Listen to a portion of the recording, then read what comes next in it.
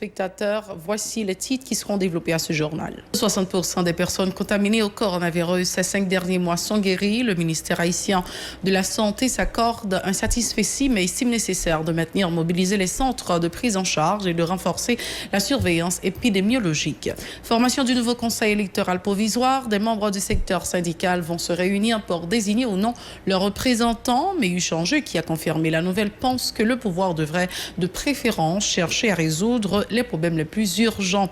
Deuxième semaine de grève des greffiers dans les 18 juridictions du pays. Ce mouvement qui paralyse le fonctionnement des tribunaux vise à forcer le gouvernement à améliorer les conditions de travail dans ces structures. Seulement 18% des enfants atteints de cancer sont pris en charge en Haïti. Suivez un reportage spécial dans ce journal avec Moïse Saint-Éloi et David Mercius. Restez branchés. Les détails, c'est tout de suite. Si vous jugez que cette vidéo est intéressante, n'hésitez pas à liker et partager la vidéo. Et surtout, n'oubliez pas de vous abonner à cette chaîne et activer la cloche de notification pour ne pas louper aucune de nos vidéos. Avec nous sur la télé Pacifique, voici les détails du journal. 1832 récupérations sur un total de 7511 personnes contaminées au coronavirus. Ces 5 derniers mois, le ministère de la Santé publique et de la Population s'accorde un satisfecit, mais estime nécessaire de maintenir la mobilisation dans les centres de prise en charge et de poursuivre la surveillance épidémiologique. En date du 2 août, 35 nouveaux cas d'infection et un décès de plus ont été enregistrés. Lit-on dans le bulletin numéro 121 communiqué par le MSPP. Le taux de létalité du coronavirus est toujours de 2,21%, alors que le taux mondial est de 3,85%. Selon le MSPP, citant un rapport de l'Organisation mondiale de la santé. Centrale d'intervention pour les urgences humanitaires, CERF, a alloué un don de 4 millions de dollars à plusieurs organisations évoluant en Haïti en vue de renforcer les efforts visant à combattre la COVID-19. Parmi les organisations qui bénéficient de ce fonds, le Centre de développement et de la santé CDS, l'Association pour la promotion de la famille haïtienne Pro-Famille et 3 ONG internationaux, soit Humanité et Inclusion Solidarité Internationale et Habitat pour l'Humanité, selon un communiqué de l'Office des Nations Unies. Notons que d'autres projets portant notamment sur l'eau, l'assainissement, l'hygiène seront réalisés à partir des fonds alloués, a poursuivi ce communiqué portant la signature du coordonnateur résident du CERF, Bruno Lemarquis. Et à ce journal, les organisations syndicales vont se réunir pour désigner leurs représentants au sein du nouveau conseil électoral provisoire CEP. Le coordonnateur général de l'association des propriétaires et chauffeurs d'Haïti, APCH, qui confirme avoir reçu une correspondance du Palais national dans le cadre des démarches en cours, n'a précisé aucune date pour la tenue de cette rencontre. Mais Uchangeux admet qu'il est important que tous les concernés se réunissent pour adopter la voix de la majorité. Semaine de grève dans les 18 juridictions du pays. Les greffiers continuent d'exiger de l'État haïtien le respect des protocoles d'accord qui ont été paraphés avec les structures syndicales en vue d'améliorer leurs conditions de travail. L'Association nationale des greffiers haïtiens, ANAG, appelle le gouvernement à travers le ministère de la Justice de respecter ses engagements vis-à-vis des grévistes. Le mouvement des greffiers a de graves conséquences sur le fonctionnement du système judiciaire. En raison de cette situation, déplore des avocats. De nombreux dossiers sont en souffrance dans les tribunaux de la République. Le drame quotidien des habitants de Carriès. Le Premier ministre Joute veut apporter une solution. Le chef du gouvernement dit avoir déjà passé des instructions claires au directeur général Normil Rameau. Ce dernier doit prendre toutes les mesures nécessaires pour mettre hors d'état de nuire les bandits qui terrorisent de paisibles citoyens dans la zone de Carriès depuis environ 4 ans déjà. Il s'agit de malfrats qui mènent des attaques armées pour déposséder les habitants de leurs terres. Pour stopper ces agressions, un véhicule tout-terrain sera mis à la disposition du poste de police de Carriès pour traquer les bandits qui, après leur forfait, se réfugient dans les mornes. L'effectif d'un policier sera également renforcé avec l'installation d'une autre de la PNH dans la zone ciblée par les bandits.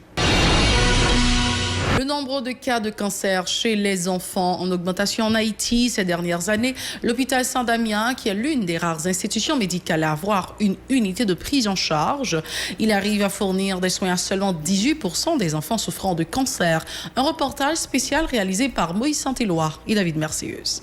En Haïti, comme partout ailleurs, depuis le mois de décembre 2019, le coronavirus mobilise tous les décideurs alors que la hausse des cas de cancer chez les enfants est loin d'être une source de préoccupation. Selon la responsable du service d'oncologie à l'hôpital Saint-Damien, Pascal Yola-Gassan, dans le monde on compte chaque année entre 50 à 200 nouveaux cas par million d'enfants de moins de 15 ans. Maladie cancer, c'est une série de maladies qui regroupent les têtes.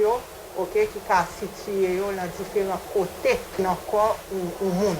Cancer Haïti représente à peu près 2 à 3% de toute maladie cancer qui gagne. Et selon études qui fait, il y a 50 à 200 nouveaux cas par million de petits monde qui peuvent avoir 15 ans dans le monde. Là. Mais chaque pays a une incidence pareille. En Haïti, pas moins de 500 cas enregistrés annuellement, selon certaines estimations, alors que l'hôpital Saint-Damien est le seul à recevoir ses patients, déplore le docteur Pascal Yola-Gassan.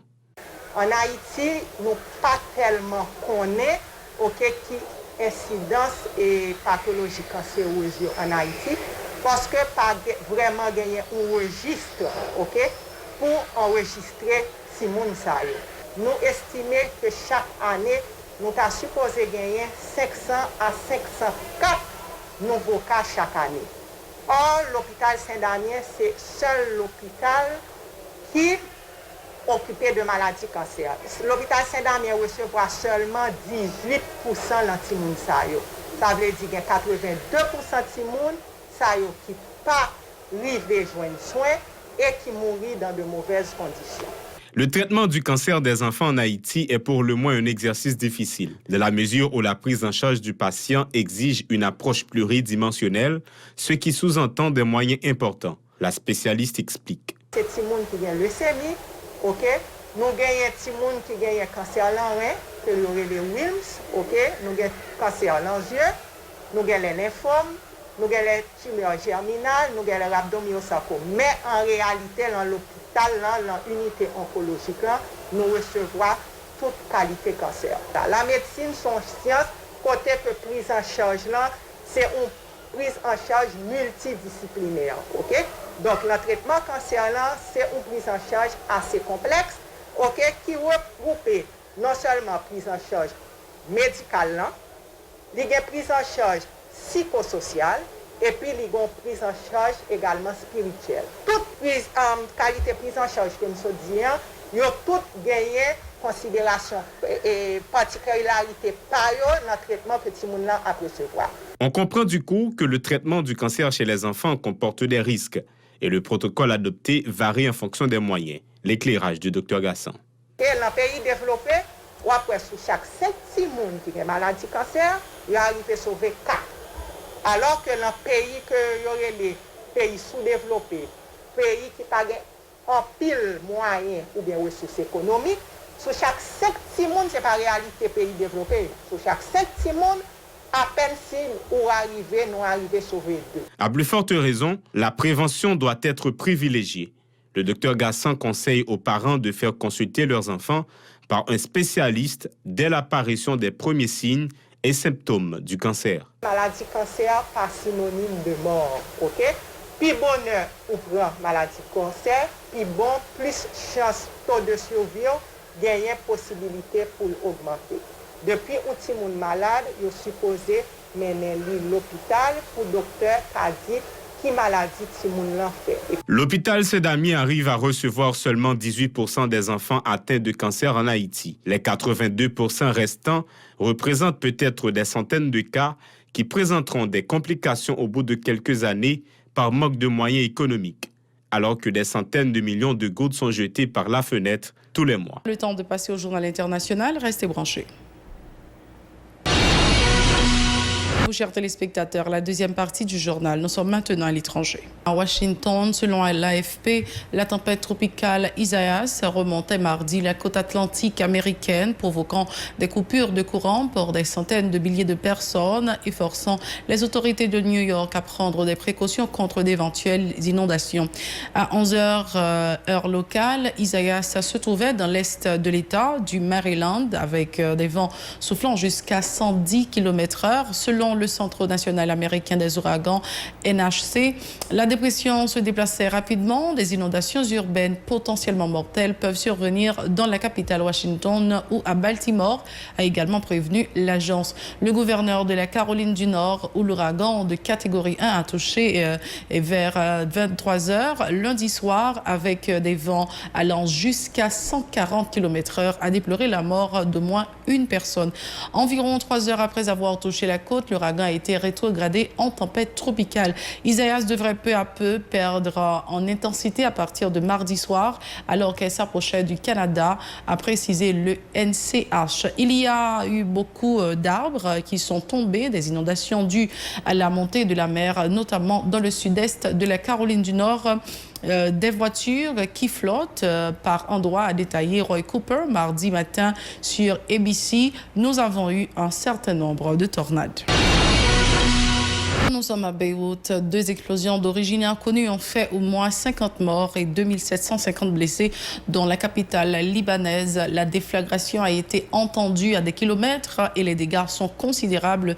Mardi vers 18h, 2 explosions ont balayé le port de Beyrouth, faisant au moins 50 morts et 2750 blessés selon des estimations préliminaires par le ministère de la Santé. Ama Hassan, on est submergé par les appels téléphoniques, a indiqué le président de la Croix-Rouge libanaise, Jor Kenane, avançant le risque qu'un grand nombre de personnes soient prises sous les décombres. L'origine du drame n'était pas connue mardi dans l'immédiat. Selon les informations préliminaires de médias locaux, l'explosion aurait été causée par un incident dans une zone d'entrepôt sur le port de Beyrouth. Il y semble qu'il y ait un entrepôt contenant des matières confisquées depuis des années et il semblerait qu'il s'agissait de matières très explosives, a indiqué le directeur général de la Sûreté générale Abbas Ibrahim, interrogé par des chaînes de télévision en se déplaçant dans le secteur. Les premières vidéos prises par des témoins ont dévoilé des images presque irréelles d'énormes champignons de fumée blanche parcourus par des explosions ressemblant à des feux d'artifice. D'épaisses volutes de fumée orange se sont ensuite élevées au-dessus de la capitale et la zone du port a été entièrement recouverte de nuages noirs et de débris de verre. C'est la toute fin de ce journal. Merci de l'avoir suivi avec nous. Mais avant de partir, laissez-moi vous rappeler de nous suivre sur les réseaux sociaux Facebook, Twitter, Instagram, YouTube ou encore radio-télévision-pacifique.com. Vous pouvez également télécharger Radio-Télévision Pacifique sur votre smartphone ou encore nous suivre sur la chaîne 54 à Télé Haïti. Au revoir.